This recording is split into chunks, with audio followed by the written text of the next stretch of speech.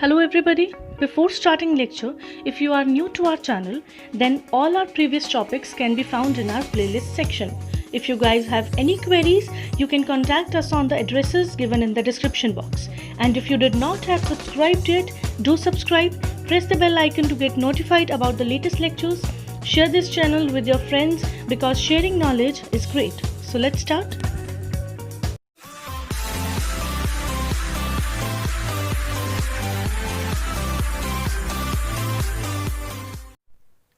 आज का टॉपिक हमारा है प्रोनाउन का। ठीक, अब पिछले लेक्चर में हमने पढ़ा था कि नाउन क्या होता है और उसके आगे वाले लेक्चर में हमने पढ़ा था नाउन के रूल्स। आज हम पढ़ेंगे प्रोनाउन और इसके टाइप्स। फाइन, अब प्रोनाउन होता क्या है? प्रोनाउन का मतलब है वो वर्ड जो नाउन की प्लेस पे यूज किया जा रहा है। That is a word used at the place of noun. Fine, अब इसके लिए एक एग्जाम्पल ले लेते हैं। For example, mister Shukla is a lawyer. He is very honest. Mister Shukla जो हैं वो क्या हैं? लॉयर हैं। अब नेक्स्ट लाइन में उनके लिए हमने मिस्टर शुक्ला अगेन नहीं बोला, क्या बोला? ही। तो ही आपका क्या हो जाएगा? प्रोनाउन, जहाँ पे आप नाउन को क्या कर रहे हैं? रिप्लेस कर रहे हैं। फाइन, ये है आपका प्रोनाउन का सिंपल मीनिंग। अब इसके बाद इसके टाइप के ऊपर चलते हैं। अब इसके बाद है टाइप्स ऑफ प्रोनाउंस। तो टाइप्स ऑफ प्रोनाउंस में सबसे पहली टाइप आपकी आ जाती है पर्सनल प्रोनाउन।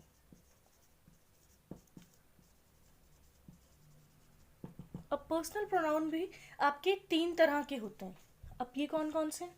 एक फर्स्ट पर्सन,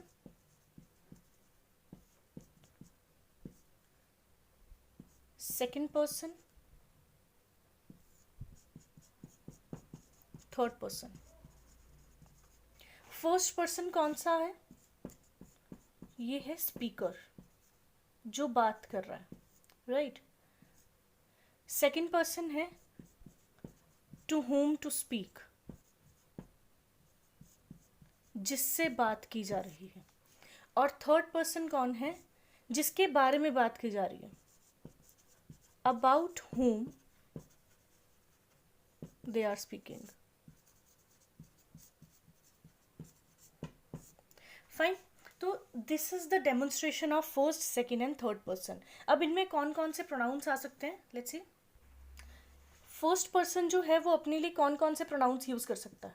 आई, वी, अगर ग्रुप के लोग अपने आप पे बारे में बात कर रहे हैं तो I, we, me, us, mine, our, etcetera, right.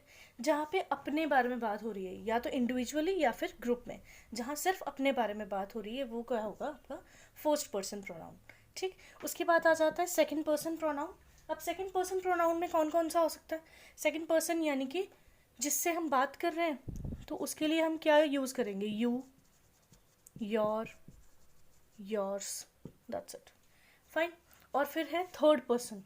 अब थर्ड पर्सन में सभी आ जाएंगे, he, she, it, they, his, her, its, them, etcetera. इस तरह के जो वर्ड्स हैं वो आपके कौन से होंगे? Third personal pronouns. तो these are your personal pronouns all over. ठीक, नेक्स्ट चलते हैं। सेकेंड टाइप है आपकी पोजेसिव प्रोनाउन। पोजेसिव प्रोनाउंस होते हैं जो पोजेशन को डिस्क्राइब करें। पोजेशन मतलब अधिकार को, राइट। जैसे ये मेरा है, mine, right. Mine, ours, yours, मतलब किसी भी थिंग की या किसी पर्सन, प्लेस, थिंग के बारे में अगर हम बात कर रहे हैं, उसके पोजेशन के बारे में बात कर रहे हैं, तो वो आपका कौन सा होगा? पोजेशन प्रोनाउन होगा, जो ये मेंशन कर रहा है कि ये कोई भी पर्सन, प्लेस, थिंग जो है वो किनकी है, उनका पोजेशन किसके ऊपर है? Mine, ours, yours, etcetera, right. तो इस तरह के प्रोनाउंस जो हैं वो पोजेसिव प्रोनाउंस होंगे। तो क्लियर? नेक्स्ट चलते हैं आप। अब थर्ड है आपका डेमोन्स्ट्रेटिव प्रोनाउन। डेमोन्स्ट्रेटिव प्रोनाउन वो हैं जो किसी चीज़ को डेमोन्स्ट्रेट करें, डेमोन्स्ट्रेट या फिर डिस्क्राइब करें बिना उस चीज़ का नाम लिए। फॉर एग्जाम्पल मैं बोलूँ दिस इज माइन, अब उस चीज़ का नाम नहीं लिया हमने, राइट जो आपका सब्जेक्ट है, सब्जेक्ट में उसका नाम नहीं लिया गया, क्या यूज़ किया गया उसके लिए, दिस, तो दिस आपका क्या हो जाएगा, डेमोन्स्ट्रेटिव प्रोनाउन। अगर मैं ये भी बोलूँ दिस इज मार्कर, ये मार्कर है, तो मार्कर को मैंने सब्जेक्टिव में उसका नाम लिया, ऑब्जेक्ट के टाइम पे मैंने उसका नाम लिया, लेकिन सब्जेक्ट में उसके लिए मैंने कुछ और ही वर्ड डेमोन्स्ट्रेट किया, कोई और ही वर्ड यूज़ किया, तो दिस यहाँ पे आपका क्या हो जाएगा, डेमोन्स्ट्रेटिव प्रोनाउन, मतलब उसको हमने रिप्लेस किया, नाउन को नाम को हमने रिप्लेस किया, तो ये आपके हो जाएंगे डेमोन्स्ट्रेटिव प्रोनाउंस। फाइन। अब फोर्थ पार्ट है डिस्ट्रीब्यूटिव प्रोनाउंस। अब डिस्ट्रीब्यूटिव प्रोनाउंस वो होते हैं जो किसी भी चीज़ को डिस्ट्रीब्यूट करें, एक सेंटेंस को डिस्ट्रीब्यूट करें। फॉर एग्जाम्पल ईच जिस तरह से डिस्ट्रीब्यूट करता है, एक एग्जाम्पल ले लेते हैं इसके हिसाब से, each student will have sweets, right her student को स्वीट्स मिलेंगे, each students will have sweets, तो हर एक, सभी स्टूडेंट्स की भी बात कर ली, लेकिन हर एक स्टूडेंट को अलग इंडिविजुअली भी उन्होंने क्या कर दिया, मेंशन कर दिया, तो ये क्या है, ईच इस तरह का वर्ड है जिसने स्टूडेंट को डिस्ट्रीब्यूट कर दिया अलग अलग पार्ट्स में, ठीक, तो each student will have sweet, ठीक, ये एक एग्जाम्पल हो गया। इसके अलावा ईच के जैसे और कौन से वर्ड हो सकते हैं, ईदर और, नीदर नॉर, इस तरह के कुछ वर्ड्स हैं जो आपके डिस्ट्रीब्यूटिव प्रोनाउंस में आते हैं। फाइन। अब नेक्स्ट है आपका टाइप है रिफ्लेक्सिव प्रोनाउंस। अब रिफ्लेक्सिव प्रोनाउंस वो होते हैं जिनके एंड में सेल्फ या फिर सेल्व्स लग जाता है, राइट जो बेसिकली जो वर्ड हो रहा है उसी के बारे में बात कर रहा है, जैसे योर, ठीक है, योर के साथ क्या लग सकता है, योर सेल्फ और योर सेल्व्स। अगर एक पर्सन के लिए योर यूज़ कर रहे हैं तो सेल्फ आ जाएगा, और अगर ज़्यादा लोगों के बारे में है तो सेल्व्स आएगा। ये है सेल्फ और सेल्व्स में डिफरेंस। क्या ये सिंगुलर सेल्फ की बात हो रही है और ये प्लूरल सेल्व्स की बात हो रही है, ये प्लूरल में यूज़ होगा। फाइन। अब इनमें हमारे पास सिर्फ योर सेल्फ और योर सेल्व्स ही नहीं आता है, और भी बहुत सारे वर्ड्स आ जाते हैं, जैसे कि माई सेल्फ, आर प्लूरल है इसलिए यहाँ पे सेल्व्स लगेगा, clear, your self,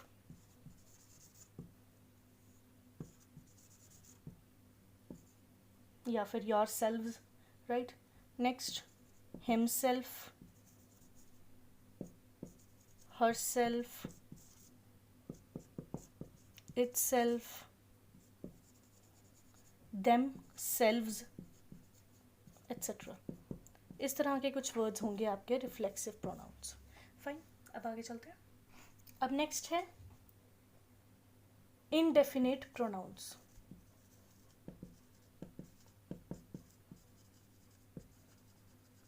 indefinite pronounce कौन से होंगे, कि वो प्रोनाउंस जो मेंशन नहीं कर पा रहे हैं कि किन के लिए बोला जा रहा है, वो प्रोनाउंस जो ये नहीं समझ सकते हम कि किन के लिए यूज़ किया जा रहा है, वो ओवरऑल या तो सभी के लिए होता है, या तो ज़्यादातर ये वाले जो वर्ड्स हैं ये एडवाइस के लिए यूज़ करते हैं, या फिर जब हमें डाटा इनअप्रोप्रिएट हो हमारे पास, जब हमारे पास डाटा इनफ ना हो तो हम ये वाले वर्ड्स यूज़ करते हैं, जैसे कि everybody, somebody,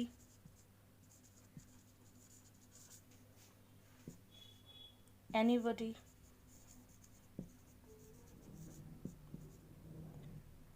someone,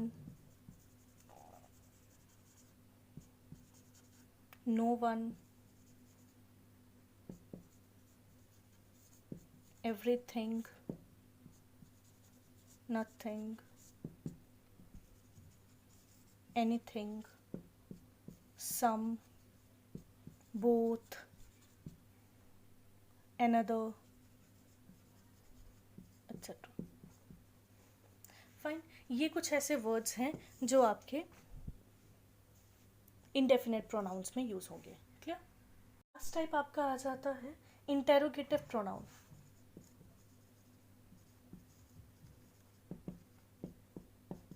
interrogative pronoun. अब इंटेरोगेटिव कौन से होते हैं? क्वेश्चंस पूछने वाले. ठीक है. अब इंटेरोगेटिव प्रोनाउंस हम इन्हें कैसे कहेंगे? वो हम, क्योंकि हम इनका आंसर जो है वो एक्सपेक्ट करेंगे किसमें? नाउन्स में. ठीक. इंटेरोगेटिव वो वाले क्वेश्चंस के, वो वाले प्रोनाउंस जिनका आंसर हमें किस में मिलेगा? नाउन्स में मिलेगा. ठीक. फॉर एग्जाम्पल आपसे क्वेश्चन पूछा गया, व्हाट इज दिस. तो व्हाट यहाँ पे क्या है? Interrogative pronoun. क्यों? क्योंकि इसका आंसर हमें किस में मिलेगा? नाउन में. What is this? This is chair. ये एक चेयर है. तो चेयर क्या है? अपने आप में नाउन है, इसलिए हम इसे क्या कहेंगे? इंटेरोगेटिव प्रोनाउन कहेंगे. क्लियर. तो what is your interrogative pronoun. इसके अलावा यहाँ पे व्हाट के अलावा और भी इंटेरोगेटिव हो सकते हैं, जैसे कि who, whom, whose, which, etc. Clear. ये थे आपके टाइप्स ऑफ प्रोनाउंस.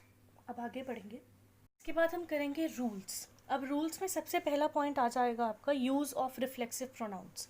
अब यूज़ ऑफ रिफ्लेक्सिव प्रोनाउंस हमने देखना है कि कहाँ कहाँ पे ये प्रोनाउंस जो हैं वो यूज़ होते हैं. ठीक. अब रिफ्लेक्सिव प्रोनाउंस है कौन से? जिनके आगे सेल्फ या फिर सेल्व्स यूज़ होता है. अब ये वाले जो हैं ये प्रोनाउंस ऐसे तो नॉर्मली तो हमें पता है कि कैसे यूज़ होने हैं, लेकिन कुछ ऐसे एक्स्ट्रा वर्ड्स हैं, एक्स्ट्रा मीनिंग वाले वर्ड्स हैं जिनके साथ इनको हम यूज़ करते हैं. लेट्स सी वो कौन से वर्ड्स हैं. अब कुछ वर्ड्स हैं जैसे इक्विट. इक्विट का मतलब है प्रशंसाजनक व्यवहार करना, मतलब गुड बिहेवियर. अवेल, अवेल का मतलब है किसी चीज़ का फ़ायदा उठाना. रिकनसाइल मतलब मन नहीं भी है लेकिन फिर भी स्वीकार कर लिया, किसी चीज़ को एक्सेप्ट कर लिया. ठीक. रिज़ाइन, रिज़ाइन का मतलब है हम हार मान दे रहे हैं, या फिर किसी चीज़ बिना मन से भी हम क्या कर लें? स्वीकार कर लें. इन दोनों का मतलब ऑलमोस्ट सेम है. ठीक. अवेंज का मतलब है बदला लेना. एक्सर्ट मीन्स काफ़ी मेहनत करना, हार्ड वर्किंग. अप्लाई मतलब ध्यान लगाना. अडेप्ट मतलब ढालना किसी चीज़ को, अडेप्ट कर लेना किसी चीज़ को अपने हिसाब से या फिर एनवायरनमेंट के हिसाब से. फिर एडजस्ट, प्राइड, एब्सेंट और इन्जॉय. इस तरह के कुछ वर्ड्स हैं जिनके साथ हम यूज़ ऑफ रिफ्लेक्सिव प्रोनाउंस का यूज़ करते हैं. ठीक. इनके लिए एक एग्जांपल ले लेते हैं, जैसे कि she has reconciled herself to the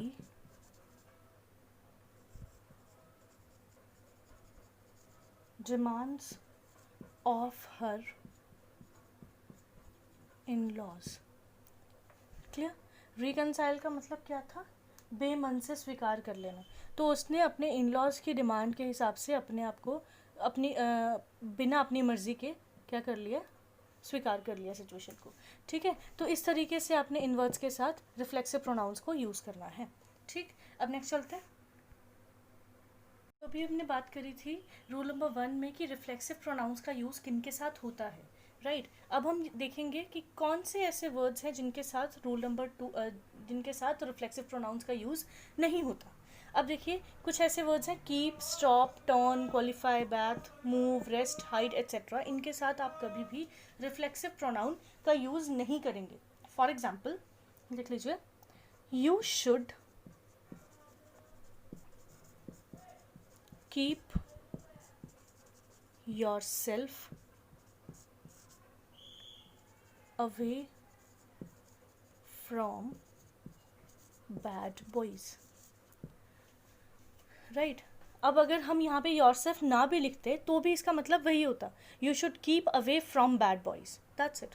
तो यहाँ पे योरसेल्फ लिखने की ज़रूरत नहीं है, you should keep away from bad boys, that's it. ये थे आपके rules of use of reflexive pronouns. इसके बाद हम नेक्स्ट पे चलेंगे। अब नेक्स्ट है यूज़ ऑफ डिस्ट्रीब्यूटिव प्रोनाउंस, ठीक है। पहले हमने पढ़ा रिफ्लेक्सिव प्रोनाउंस, अब हमने देखना है कि डिस्ट्रीब्यूटिव प्रोनाउंस का यूज़ किस तरह से होता है। अब डिस्ट्रीब्यूटिव प्रोनाउंस कौन कौन से होते हैं? ईच, ईदर और, राइट। इस तरह के वर्ड्स जो हैं, इस तरह के प्रोनाउंस जो हैं, वो उनका यूज़ किस तरह से होगा ये देखेंगे हम।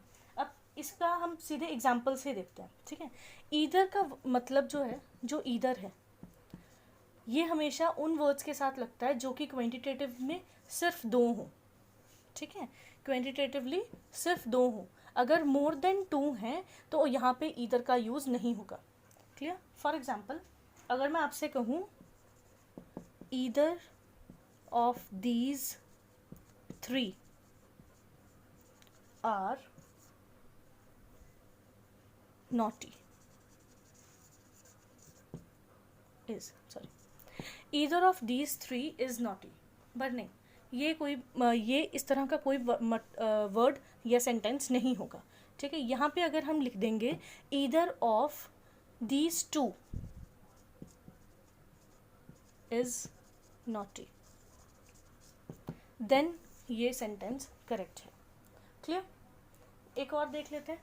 अब रूल नंबर 1 में ये था कि ईदर जो है ओनली टू क्वांटिटेटिव वर्ड्स के साथ लगेगा। अब सेकंड रूल है इसका, रूल नंबर 2 में है इसके कि जो दो से ज़्यादा हो, यानी कि मोर देन टू जो अगर क्वांटिटेटिवली में आ जाए तो उसमें हम क्या यूज़ करते हैं हमेशा, या तो एनी या फिर वन, एनी और वन, ठीक है। किस तरह से, जैसे मैं बोल रही हूँ one of these three friends is naughty, तीनों में से कोई एक फ्रेंड नॉटी है, ठीक है।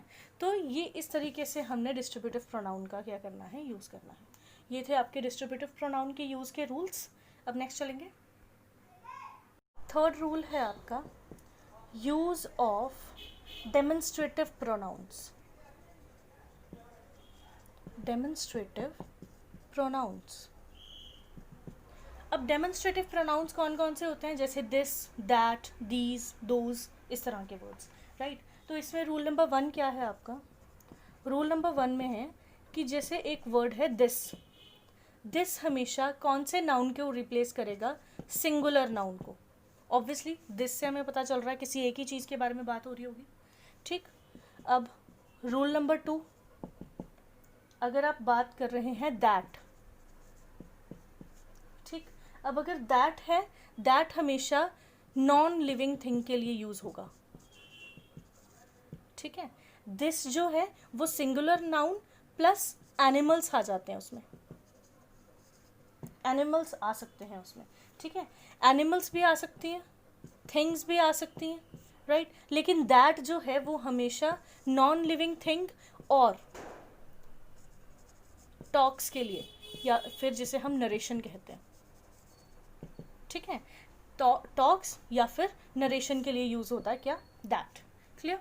ये था आपका रूल नंबर 2। अब नेक्स्ट पे रूल नंबर 3 में है दीज, दीज हमेशा किसके साथ यूज़ होगा, प्लूरल नाउन के साथ, राइट। अब आपका नेक्स्ट रूल आता है यूज़ ऑफ इंटेरोगेटिव प्रोनाउंस। अब इंटेरोगेटिव प्रोनाउंस यानी कि क्वेश्चंस पूछ रहे हैं, ठीक है। इसमें रूल नंबर 1 आपका आ जाएगा हु का। अब हु का भी यूज़ होना है जब आपको आंसर सब्जेक्ट में चाहिए, ठीक है। For example who is playing, तो आंसर किस तरह से मिलेगा, सीमा इज़ प्लेइंग, तो आपको आंसर सब्जेक्ट में आया है, ठीक है। तो ये आपका होगा हु का यूज़, इस तरह से यूज़ करना है आपको। उसके बाद सेकंड रूल है इसका होम के लिए। अब होम कब यूज़ करना है, जब आपको आंसर जो है आपका ऑब्जेक्ट में चाहिए, ठीक है। ऑब्जेक्ट क्या, जो लास्ट वाला वर्ड होता है आपके सेंटेंस का। For example whom has he invited, right. तो इसका आंसर आपको क्या मिल सकता है? He has invited Seema, right. तो आपका आंसर जो है वो आपको ऑब्जेक्ट में मिला, तो ये आपका होगा होम का रूल। क्लियर? नेक्स्ट है, अब कुछ ऐसे वर्ड्स होते हैं जिसका जो हमें पोजेशन पता करने के लिए प्रोनाउंस का यूज़ करते हैं। फॉर एग्जाम्पल हुज, हुज मतलब किसका, ये हम क्या किसके लिए यूज़ करेंगे? पोजेशन को पता करने के लिए यूज़ करेंगे। For example whose book is this, ये किसकी बुक है? तो हुज क्या पता कर रहा है यहाँ पे? पोजेशन बुक पता कर रहा है। तो this book is of 1 and 1, इस तरह से, ठीक है। तो इस तरह से आपने यूज़ ऑफ इंटेरोगेटिव प्रोनाउंस का यूज़ करना है हु, हुम और हुज के अंदर, ठीक। अब इसके बाद हम रूल नंबर 2 करेंगे इसी का। अब जब कभी हमें इंटेरोगेटिव प्रोनाउंस के साथ कुछ प्रेपोजिशंस का यूज़ करना पड़े, तो प्रेपोजिशन के साथ हमेशा हुम यूज़ होता है, इनके साथ कभी भी हु यूज़ नहीं होता। इस चीज़ को आप ख्याल में रखिएगा, ठीक। For example by whom was the Ramayana written, किसके द्वारा रामायण लिखी गई, ठीक। तो यहाँ पे बाय जो है उसके साथ हुम लग गया, प्रेपोजिशन है, ठीक है। इसके साथ कभी भी हु नहीं लगता, ये चीज़ याद रखिएगा। तो ये थे आपके कुछ रूल्स ऑफ प्रोनाउंस जिसको हमने आज कंप्लीट कर लिया है, ठीक। अब इसको आपने अच्छे से प्रैक्टिस करनी है। PDF आपके लिंक में अवेलेबल है, आप उसको सही से प्रैक्टिस कीजिएगा। इनके सेंटेंसेस भी हम कुछ टाइम में एरर करेक्शन के अकॉर्डिंगली करेंगे, तो उनके लेक्चर्स भी आप ज़रूर देखिए। फाइन। तो जाने से पहले लाइक कर दीजिए अगर आपको वीडियो पसंद आई हो। अगर आप न्यू हैं तो सब्सक्राइब कर दीजिए और कमेंट्स में ज़रूर बताएं कि आपको लेक्चर कैसा लगा। इसके अलावा अगर डाउट्स हैं तो डिस्क्रिप्शन बॉक्स में दिए गए सभी एड्रेसेस पर आप हमें कॉन्टैक्ट कर सकते हो। Our team will definitely help you out. So prepare hard for exams and good luck.